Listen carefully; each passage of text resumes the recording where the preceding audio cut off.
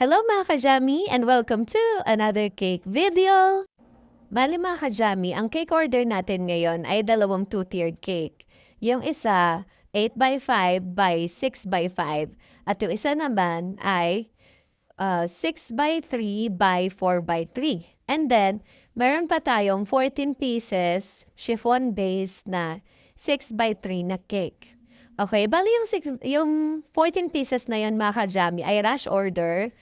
Bali, Friday siya binuksakin and then Monday siya kailangan i-deliver. So dahil tayo po ay marupok mga kajami, ano pong sagot? Opo, tinanggap po natin ang 14 pieces cake order na hindi po natin alam kung kaya nating panindigan. Okay? So, sobrang pagpapasalamat ko na lang din mga kajami dahil medyo moderno na tayo ngayon na kahit na nasa opisina ako ay naitawid ko ang pagdili ng mga ingredients at mga kinakailangan ng ating 14 pieces na cake. Yes, opo, thank you po Lala. Yun, yun na yun. Okay? At ayan po, thank you din sa The Baker's Cottage na Malolos, Bulacan dahil napaka-entertaining po nila. Kapag nag-chat ka po sa kanila, ay i-ready nila yung order mo.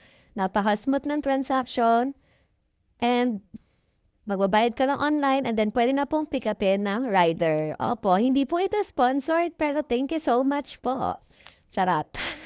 Okay mga kajami, dito pinapakita ko po sa inyo yung from scratch na paggawa po na ating mga cake.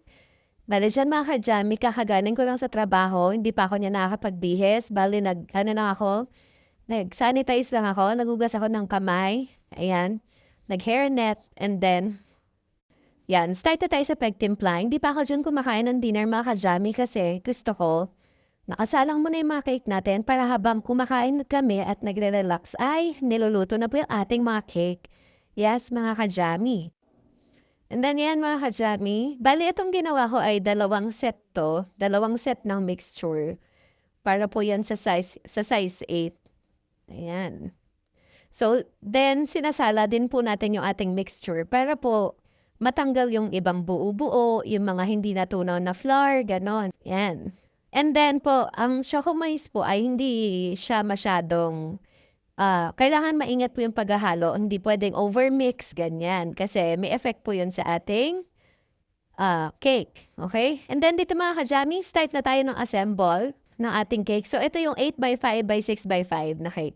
And then, mga kajami, para po sa ating icing, pinapakilala ko po sa inyo ang ACC Whipping Cream. Again, hindi po ito sponsored pero sobrang nagpapasalam po ako sa Achievers dahil sa product na to, sobrang sarap. Nagustuhan ko talaga siya. And then, sakto siya sa panlasa ko, hindi siya masyadong matamis. And then, madaling gawin. Hindi siya ganun ka-hassle gawin. And napaka-stable mga kajami. Opo, ang ating ACC whipping cream. Charot. Pwede na ba pang commercial mga kajami? Pwede na bang sponsoran? ACC baka naman. Charot.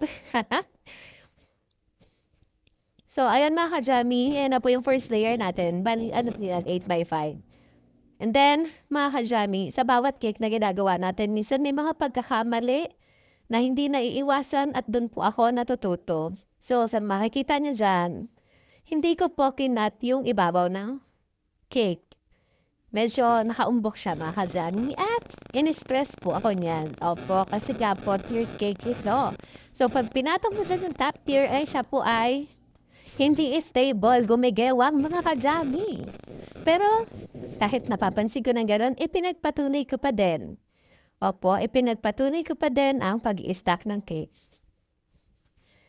Hanggang sa, ayan, nandiyan na tayo sa nalalapit ng pagtatapos ng stuffing ng ating cake. Napapansin ko na nga po na gumagalaw siya, hindi siya ganun ka-stable. Ayan, mabilis lang po kasi yung video, pero kung mabagal yan, mararamdaman niyo ko kung anong nararamdaman ko ng mga oras na yan. Ayun, di ba? Nakita niyo? So, dire-diretso pa rin tayo mga kajami. Hindi tayo titigil kahit na naiisip ko na dapat ko na ba siyang baklasin? Dapat ko na ba siyang ulitin?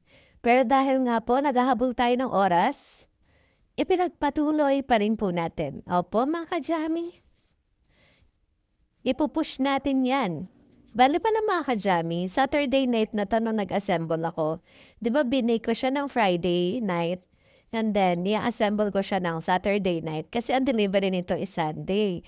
Bale nung morning ang ginawa ko is yung 14 pieces na vanilla chiffon natin na ide-deliver naman by Monday. So ayun nga mga ka-jammy, mag-isa lang talaga ako na nagbe-bake ngayon. Ako ang nagbe-bake, ako ang naghuhugas.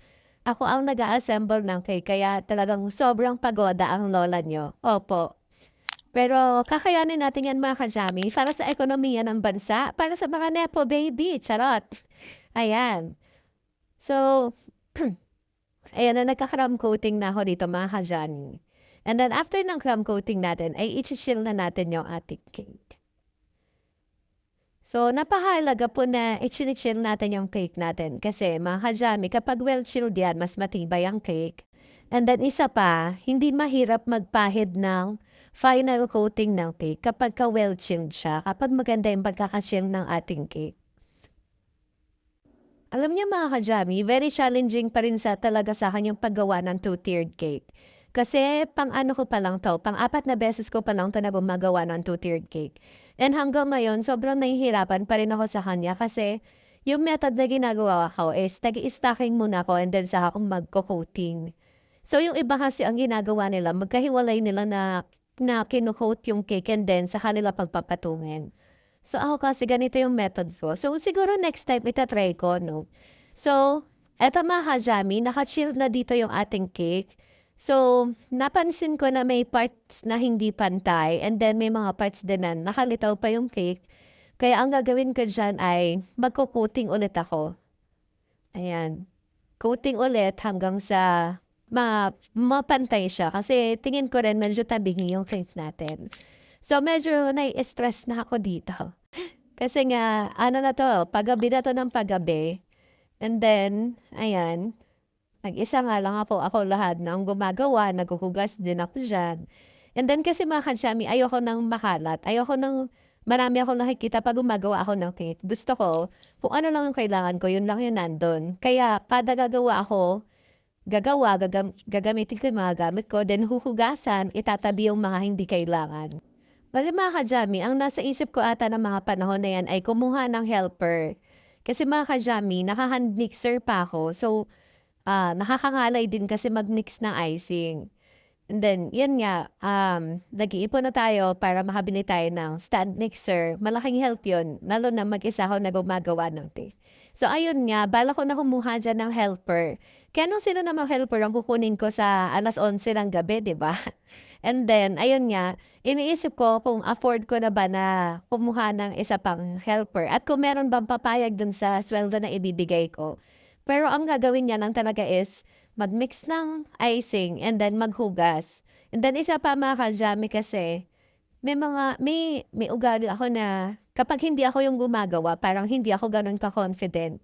Kaya sobrang pinag-iisipan ko din na kukuha ako ng iba, kailangan parang ako din mag-work. Kailangan yung kung paano yung gusto ko, kuhang-kuha talaga. Kasi kung hindi, uulitin ko din yun. Gano'n din ba kayo mga ka-jammy, yung parang hindi ka confident kapagka hindi ikaw yung gumagawa? Sige nga, comment down below kung sino-sino yung gano'n din.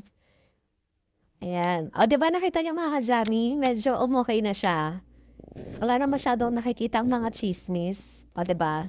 Tsaka medyo pumantay na, unlike kanina parang tabingi siya. And then chinel ko yan ulit. After chilling, hindi ko na napakita sa inyo, ayan, nag-ano ako, nagpa-final coating na ako ng cake. So bale ang request ng customer natin dito ay ombre, yellow ombre. So yun ang ginamit kong method, yung naka-piping bag.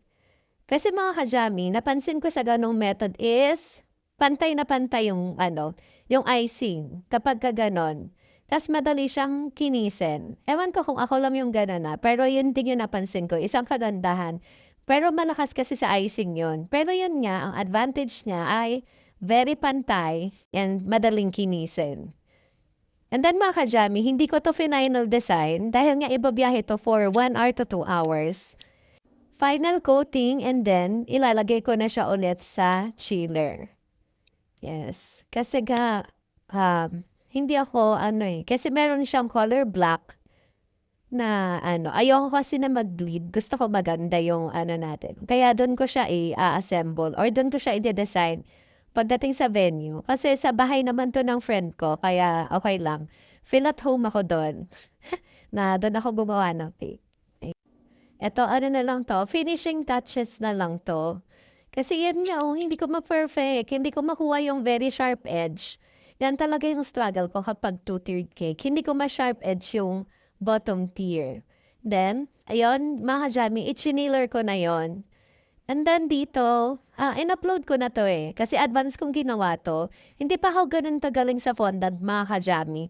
At gets na gets ko po kung bakit medyo pricey ang ating mga fondant cakes. Kasi tignan niyo naman, mga ka-jammie, from scratch ang paggawa ng bubuyog.